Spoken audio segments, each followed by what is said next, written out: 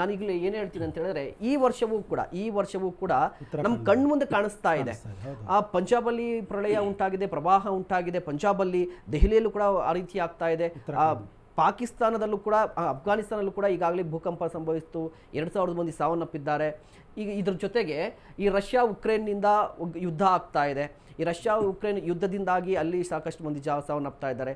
ಇನ್ನು ಜಲತತ್ವ ಅಂತ ಬಂದ ಸಂದರ್ಭದಲ್ಲಿ ಈ ಕಚ್ಚಾ ತೈಲ ವಸ್ತು ಸಂಬಂಧಪಟ್ಟಂತೆ ನಾವು ಅಂದರೆ ಭಾರತ ರಷ್ಯಾದೊಂದಿಗೆ ಕಚ್ಚಾ ತೈಲವನ್ನು ಜಾಸ್ತಿ ಖರೀದಿ ಮಾಡ್ತಾ ಇದ್ದೀವಿ ಅನ್ನೋ ಕಾರಣಕ್ಕೇ ಅಮೇರಿಕ ನಮಗೆ 50% ಟ್ಯಾರಿಫ್ ಜಾಸ್ತಿ ಮಾಡ್ತಾ ಇದೆ. ಅಂದರೆ ಇಡೀ ಪ್ರಪಂಚದಲ್ಲಿ ಎಲ್ಲೋ ಕಂಪ್ಲೀಟ್ ಆಗಿ ಅಶಾಂತಿ ಮನೆ ಮಾಡಿದೆ ಅಂತ ನನಗನ್ನಿಸ್ತಾ ಇರುವಂಥದ್ದು. ನಾವು ಈ ವರ್ಷವನ್ನೇ ನೋಡಿದ್ರೆ ಅಂದರೆ ಗ್ರಹಣದ ಸಂದರ್ಭದಲ್ಲಿ ಯಾಕೆ ಈ ರೀತಿ ಆಗುತ್ತೆ ಅಂತ ನೀವು ಹೇಳಿದಾಗೆ ಗ್ರಹಣದ ಒಂದು ದುಷ್ಪರಿಣಾಮ ಆಗಲೇ ಶುರುವಾಗಿದೆ. ಯಾವಾಗ ಗ್ರಹಣದ ಒಂದು ಛಾಯೆ ಶುರುವಾಗುತ್ತೆ ಅಂತ ಹೇಳಿದ್ರೆ 1-2 ತಿಂಗಳು 48 ದಿವಸ ಒಂದು ಮಂಡಲ ಅಂತ ಹೇಳ್ತೀವಿ ಹಿಂದೆ, ಆನಂತರ ಒಂದು 6 ತಿಂಗಳವರೆಗೂ ಕೂಡ ಆ ಪ್ರಭಾವ ಇದ್ದೇ ಇರ್ತದೆ. ಓಕೆ, ಯಾಕೆ ಅಂತ ಹೇಳಿದ್ರೆ ಚಂದ್ರನ ಒಂದು ರಾಶಿ ಚಕ್ರ ಸುತ್ತುವಂಥದ್ದೇನಿದೆ ಅದು ವೇಗವಾಗಿ ಸುತ್ತಬಿಡ್ತಾನೆ. ಬೇರೆ ಗ್ರಹಗಳ ಥರ ಅಲ್ಲ. ಈಗ ಶನಿಶ್ಚರ 30 ವರ್ಷ ಬೇಕು, 2.5 ವರ್ಷ ಕಾಲ ಒಂದು ರಾಶಿಯಲ್ಲಿ ಇರ್ತಾನೆ.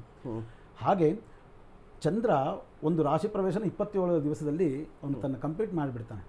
ಹಾಗಾಗಿ ಅಮಾವಾಸ್ಯೆ ಹುಣ್ಣಿಮೆಗೆ ಆ ಚಂದ್ರನ ಪ್ರಭಾವದಿಂದ ನಾವು ಜಲದಲ್ಲಿ ನೋಡ್ಬೋದು, ಅಂದರೆ ಸಮುದ್ರದಲ್ಲಿ ಅಲೆಗಳ ವ್ಯತ್ಯಾಸ ಆಗ್ತಕ್ಕಂಥದ್ದಾಗ್ಬೋದು, ಅದೆಲ್ಲ ನಾವು ಸೂಕ್ಷ್ಮವಾಗಿ ಗಮನಿಸಿದಾಗ ಗೊತ್ತಾಗುತ್ತೆ. ಹಾಗಾಗಿ ಚಂದ್ರನ ಒಂದು ಪ್ರಭಾವ ಇದ್ದಾಗ ಯುದ್ಧ ಭೀತಿ, ಆನಂತರ ಮನಃಕ್ಲೇಶಗಳು, ಮಾನಸಿಕವಾಗಿ ಇರ್ತಕ್ಕಂಥದ್ದು ಇದೆಲ್ಲ ನಾವು ಜಗತ್ತಿನ ಮೇಲೆ ಪರಿಣಾಮ ಬೀಳ್ತಕ್ಕಂಥ ನಾವು ನೋಡ್ತೀವಿ. ಹಾಗಾಗಿ ಚಂದ್ರನ ಒಂದು ಪ್ರಭಾವದಿಂದ ಜಲಪ್ರಳಯ ಆಗ್ತಕ್ಕಂಥದ್ದು, ಒಂದು ಆತಂಕ, ಮಳೆ ಜಾಸ್ತಿ ಆಗ್ತಕ್ಕಂಥದ್ದು, ಅನಾವೃಷ್ಟಿ, ಅತಿವೃಷ್ಟಿ ಇವೆಲ್ಲವೂ ಕೂಡ ನಾವು ಚಂದ್ರನಿಂದ ನೋಡಬೇಕಾಗ್ತದೆ. ಹಾಗಾಗಿ ಅದು ಆಗುವಂಥದ್ದು ಸತ್ಯ. ಹಾಗಾಗಿ ಭಯಪಡೋ ಅವಶ್ಯಕತೆ ಇಲ್ಲ. ಯಾಕೆಂದರೆ ಪ್ರಕೃತಿ ಅದನ್ನು ಸರಿ ಮಾಡಿಕೊಂಡು ಜೀವನವನ್ನು ನಡೆಸೋಕ್ಕೆ ಅನುಕೂಲ ಮಾಡಿಕೊಡುತ್ತೆ. ಆದರೆ ಸ್ವಲ್ಪ ಸಾವು ನೋವುಗಳು ಇತ್ಯಾದಿಗಳು ನಾವು ನೋಡ್ತಾ ಇದ್ದೀವಿ. ಆದರೆ ಮುಂದೆ ಆ ರೀತಿ ಆಗೋದು ಬೇಡ. ಆದರೆ ಭಗವಂತನ ನಾವೆಲ್ಲ ಈ ಗ್ರಹಣ ಕಾಲದಲ್ಲಿ ಎಲ್ಲ ಪ್ರಾರ್ಥನೆ ಮಾಡೋದ್ರಿಂದ, ಯಾಕೆ ಅಂತ ಹೇಳಿದ್ರೆ ಆ ಎನರ್ಜಿ ಏನಿರ್ತದೆ ನಾವೆಲ್ಲ ಸೇರಿ ಒಗ್ಗಟ್ಟಾಗಿ ಸಂಘೆ ಕಲಿಯುಗೆ ಶಕ್ತಿ ಅಂತೇಳಿ ಕಲಿಯುಗದಲ್ಲಿ ಸಾಂಘಿಕವಾಗಿ ಮಾಡಿರ್ತಕ್ಕಂಥ ಪ್ರಾರ್ಥನೆ ಇತ್ಯಾದಿಗಳಿಗೆ ಹೆಚ್ಚು ಫಲ ಇದೆ. ಓಕೆ, ನಾವು ಅರ್ಘ್ಯವನ್ನು ಕೊಡ್ತೀವಿ.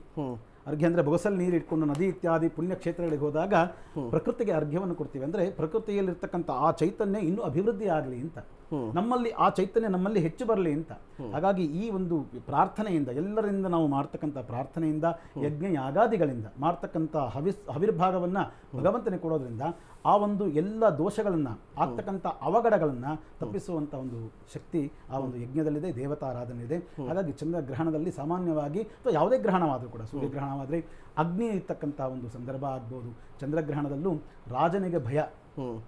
ಯಾವ್ಯಾವ ಒಂದು ನಮ್ಮ ಜಗತ್ತಿನಲ್ಲಿ ನೋಡಿದಾಗ ಮುಖ್ಯಸ್ಥರಿಗೆ ಹೆಚ್ಚು ಕಮ್ಮಿ ಎಲ್ಲರೂ ಕೂಡ ಮನಕ್ಲೇಶಗಳು ಉಂಟಾಗ್ತಕ್ಕಂಥದ್ದನ್ನು ನಾವು ನೋಡಬಹುದಾಗುತ್ತೆ. ಅನಂತರ ಜಲದಿಂದ ಆಗ್ತಕ್ಕಂತಹ ಒಂದು ದೋಷಗಳನ್ನು ನೋಡಬೇಕಾಗ್ತದೆ. ಅವೆಲ್ಲ ನೋಡಿದಾಗ ನಾವು ಆ ಚಂದ್ರನನ್ನು ಪ್ರಾರ್ಥನೆ ಮಾಡ್ತಾ ಹೆಚ್ಚಿನಾಗಿ ದೇವಿ ಆರಾಧನೆ, ಚಂದ್ರನಿಗೆ ದೇವಿ ಆರಾಧನೆ, ಜಗಜ್ಜನನಿಯಾಗಿರ್ತಕ್ಕಂತಹ ದುರ್ಗೆಯನ್ನು ಸ್ಮರಣೆ ಮಾಡೋದ್ರಿಂದ ಆ ಅವಘಡಗಳನ್ನು ನಾವು ತಪ್ಪಿಸ್ಬೋದು. ದುರ್ಗಾ ಸಪ್ತಶತಿ ಪಾರಾಯಣ ಆಗ್ಬೋದು, ಚಂಡಿಕಾ ಹವನ ಆಗ್ಬೋದು. ಮುಂದೆ ನಮಗೆ ನವರಾತ್ರಿ ಬರ್ತಾ ಇದೆ.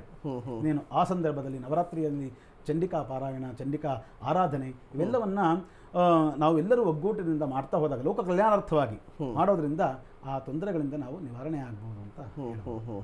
ಓಕೆ, ಅರುಣ್ ಗುರುಜಿ ಏನು ಹೇಳ್ತೀರಿ? ನಾನು ಹೇಳ್ತಾ ಇದ್ದೆ ಭೂಕಂಪನ ಆಗ್ತಾ ಇದೆ, ಈಗ ಪ್ರವಾಹ ಆಗ್ತಾ ಇದೆ, ಇದೆಲ್ಲಕ್ಕೂ ಇವಾಗ ಏನು ಗೊತ್ತಾ, ಇವಾಗ ನಾವು ಸ್ವಾಭಾವಿಕವಾಗಿ ನೋಡಿದಾಗ ಪ್ರಕೃತಿಯಲ್ಲಿ ನಡೀತಕ್ಕಂಥ ಬದಲಾವಣೆಗಳನ್ನು ನಾವು ಮುಂಡೇನ್ ಅಸ್ಟ್ರಾಲಜಿ ಅಂತ ಕರಿತೀವಿ. ನಮ್ಮ ಕೈಲಿಲ್ಲ, ಇದು ಪ್ರಕೃತಿಯಲ್ಲಿ ಬದಲಾಗ್ತಾ ಇರ್ತದೆ.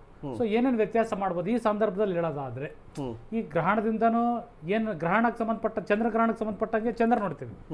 ಚಂದ್ರನಿಗೆ ರಾಹು ಸಂಯೋಗ ಆಗ್ಬಿಡ್ತದೆ. ಈಗ ನಮ್ಮ ಮಿಡ್ ನೈಟಲ್ಲಿ ಈಗ ಚಂದ್ರ ರಾಹು ಜೊತೆ ಸೇರ್ಬಿಡ್ತಾರೆ. ಈಗ ಚಂದ್ರ ಕೆಟ್ಟ ಏನಾಗ್ತದೆ, ಚಂದ್ರ ಸಂಬಂಧಪಟ್ಟಂಥದ್ದು ನೀರು, ಜಲ, ಪ್ರಳಯ, ಲ್ಯಾಂಡ್ ಸ್ಲೈಡಿಂಗ್ ಇದು ಕೊಟ್ಕೊಂಡಿರ್ತದೆ. ಲ್ಯಾಂಡ್ ಸ್ಲೈಡಿಂಗ್ ಈ ಮತ್ತೆ ಇಲ್ಲಿ ಸಿಂಹರಾಶಿಯಲ್ಲಿ ಕೇತು ಬಂದು ಕುತ್ಕೊಂಡಿರೋದ್ರಿಂದ ದುಡ್ಡು ಜಾಸ್ತಿ, ಹಣ ನಮ್ಮ ಬೊಕ್ಕಸದ ಹಣ ಅದಕ್ಕೆ ಜಾಸ್ತಿ ಖರ್ಚಾಗ್ತಕ್ಕಂಥದ್ದು ಇವೆಲ್ಲ ತೋರಿಸ್ತಾ ಇರ್ತಕ್ಕಂಥದ್ದು. ಇದು ಸತ್ಯ. ಮತ್ತೆ ಇದನ್ನ ಯಾರು ಕಂಟ್ರೋಲ್ ಮಾಡೋಕ್ಕಾಗಲ್ಲ. ಆಮೇಲೆ ದೇಶ ಕಾಲ ವರ್ತಮಾನ ಅಂತ ಈ ನಾನು ಹೇಳೋದು ನಾನು ಕರ್ನಾಟಕಕ್ಕೆ ಸೀಮಿತವಾಗಿರ್ತಕ್ಕಂಥದ್ದಲ್ಲ. ದೇಶಕ್ಕೆ, ಕಾಲಕ್ಕೆ, ವರ್ತಮಾನಕ್ಕೆ ಸಂಬಂಧಪಟ್ಟಂಗೆ ಈ ಒಂದು ಘಟನೆಗಳು ಬದಲಾಗ್ತಾ ಹೋಗುತ್ತೆ. ಅಲ್ಲೆಲ್ಲಿಗೆ ಸಂಬಂಧಪಟ್ಟಂಗೆ ಬೇರೆ ಬೇರೆ ರೀತಿ ಪರಿಣಾಮಗಳು ಇರ್ತದೆ. ಅರ್ಥ ಆಯ್ತಲ್ಲ ಸರ್? ಈಗ ಅಲ್ಲಿ ಹೇಳೋದು ಬೇರೆ ಇರ್ತದೆ, ಇಲ್ಲಿ ಬೇರೆ ಇರ್ತದೆ. ಈಗೆಲ್ಲ ಹಿಮಾಲಯ ಪರ್ವತದಲ್ಲಿ ಮಳೆ ಬಂದ್ಬಿಟ್ಟು ಹಿಂಗಾಗ್ಬಿಡ್ತು ಅಂತ ಹೇಳಕ್ಕಾಗಲ್ಲ, ಅಲ್ಲಿ ಹಿಮ ಬಿದ್ದೆ ಆಗ್ತದೆ ಏನೋ ಒಂದು. ದೇಶ ಕಾಲ ವರ್ತಮಾನಕ್ಕೆ ಸಂಬಂಧಪಟ್ಟಂಗೆ ಬದಲಾಗ್ತಾ ಇರೋದ್ರಿಂದ ಇಲ್ಲಿ ಜಲಕ್ಕೆ ಸಂಬಂಧಪಟ್ಟಂತ ಪ್ರಳಯಗಳು ವೆರಿ ಸರ್ವೇ ಸಾಮಾನ್ಯ. We need to accept it. ಮತ್ತೆ ಅದಕ್ಕೇನು ಬೇಕಾ ಪ್ರಿಕಾಷನ್ ನಮ್ಮ ರಾಜಕಾರಣಿಗಳು ತಗೋಬಹುದು ಅಷ್ಟೇ. ಅದು ಬಿಟ್ರೆ ಬೇರೆ ಓಕೆ ಓಕೆ. ಆಚಾರ್ಯ ಬಾಲಸುಬ್ರಹ್ಮಣ್ಯ ಏನು ಹೇಳ್ತೀವಿ? ಏನು ಗೊತ್ತಾ, ಈಗ ನಾವು ನೋಡ್ತಾ ಇರೋ ಮೇಘ ಸ್ಫೋಟಗಳಾಗಿರ್ಬೋದು, ಮತ್ತು ಮಳೆ, ಅತಿವೃಷ್ಟಿ ಮಳೆ, ಇವೆಲ್ಲ ಇವತ್ತಿಂದಲ್ಲ. ಇದೇ 2025 ಮಾರ್ಚ್ 29 ಷಷ್ಠಗ್ರಹ ಕೂಟ ಅನ್ನೋದೊಂದು ವಿಶೇಷವಾದಂತಹ ಗ್ರಹಕೂಟ ನಡೆಯಿತು. ಓಕೆ, ಇದು ನಾನು ಬೇರೆ ಮಾಧ್ಯಮದಲ್ಲಿ ಮಾತಾಡಿದ ವಿಚಾರ ನಾನು ಹೇಳ್ತೀನಿ. ಷಷ್ಠಗ್ರಹ ಕೂಟ ಯಾವೊಂದು ರಾಶಿಯಲ್ಲಿ ನಡೀತು ಅಂದರೆ ಮೀನ ರಾಶಿಯಲ್ಲಿ ನಡೀತು. ಓಕೆ. ಕಾಲಪುರುಷನ ಅಂಗದ ಪ್ರಕಾರ ಅದು ಕಾಲನ್ನು ಸೂಚಿಸುತ್ತೆ, ಅದೇ ರೀತಿ ಅದು ಜಲತತ್ವವೂ ಆಗುತ್ತೆ, ದಿವಸಭಾವ ರಾಶಿಯೂ ಆಗುತ್ತೆ. ಅರ್ಥ ಆಯ್ತಾ? ಈ ರೀತಿ ಇದ್ದಾಗ ಆ ಒಂದು ಷಷ್ಠಗ್ರಹ ಅಂದರೆ 6 ಗ್ರಹಗಳು ಅಲ್ಲಿ ಸಂಭವಿಸುವಂಥದ್ದು. ಆ 6 ಗ್ರಹಗಳು ಯಾವಾಗ ಜಲತತ್ವ ರಾಶಿಗೆ ಬಂತೋ ಆಗಲೇ ನಾವು ನಿರ್ಣಯವಾಗಿದೆ ಇದೆಲ್ಲ ಸ್ಟಾರ್ಟ್ ಆಗಿದೆ ಅನ್ನೋದು. ಓಕೆ. ಅಲ್ಲಿಂದ ಗ್ರಹಗಳ ತೀರ ಪಲ್ಲಟವಾಗುತ್ತೆ. ಆದರೆ ಆ ಒಂದು ತುಂಬ ರೇರ್ ಆಗಿ 6 ಗ್ರಹಗಳು ಬಂದಿರೋದು ತುಂಬ ರೇರ್ ತುಂಬ ಅಪರೂಪವಾಗಿರುವಂಥದ್ದು ಆ ಗ್ರಹಕೂಟಗಳು. ಆವಾಗಲೇ ತಿಳ್ಕೋಬೇಕು ಮುಂದಿನ ದಿನಗಳಲ್ಲಿ ಈ ರೀತಿ ಇದೆ ಅಂತ. ಸರಿ, ಹಾಗಿತ್ತು. ಈಗ ಈ ಗ್ರಹಣದ ವಿಚಾರವೂ ಸಹ ಜಲಕ್ಕೆ ಸಂಬಂಧಪಟ್ಟಿರುವಂಥದ್ದೇ ಆಗಿದೆ. ಕುಂಭ ರಾಶಿಯಲ್ಲಿ ಜರುಗ್ತಾ ಇರುವಂಥದ್ದು ಶತಭಿಷ ನಕ್ಷತ್ರ, ರಾಹು ನಕ್ಷತ್ರ, ತದನಂತರ ಬರುವಂಥದ್ದು ಗುರುವಿನ ನಕ್ಷತ್ರ. ಅಂದರೆ ಸಂಧಿಕ ತೀರ ತುಂಬ ಕಮ್ಮಿ ಅಂತರದಲ್ಲಿ ತಿರ್ಗಾ ಗುರುವಿನ ನಕ್ಷತ್ರಕ್ಕೆ ಸಂಚಾರವಾಗುತ್ತೆ. ಇದೆಲ್ಲ ನೋಡಿದಾಗ ನಾವು ರಾಹು ಬೃಹಸ್ಪತಿಯ ಒಂದು ಮಿಲನ ಅಂತ ಹೇಳ್ತೀವಿ. ರಾಹು ಬೃಹಸ್ಪತಿ ಅಂದಾಗ ಸಂಧಿ ಕಾಲ ಅಂತ ಹೇಳ್ತೀವಿ. ಅಂತ ಸಂದರ್ಭದಲ್ಲಿ ಈ ರೀತಿಯಾದಂತಹ ಕುಂಭ ಅಂದ್ರೆ ನಮ್ಮ ಮೊದಲೇ ಹೇಳಿದೆ ಅದು ಗೌಪ್ಯವಾದಂಥದ್ದು. ರಾಹು ಅಂದ್ರೆ ಗೌಪ್ಯ, ಛಾಯ ಅಂದ್ರೆ ಕಣ್ಣು ಕಾಣಿಸಲ್ಲ ಆದ್ರೆ ಇದೆ.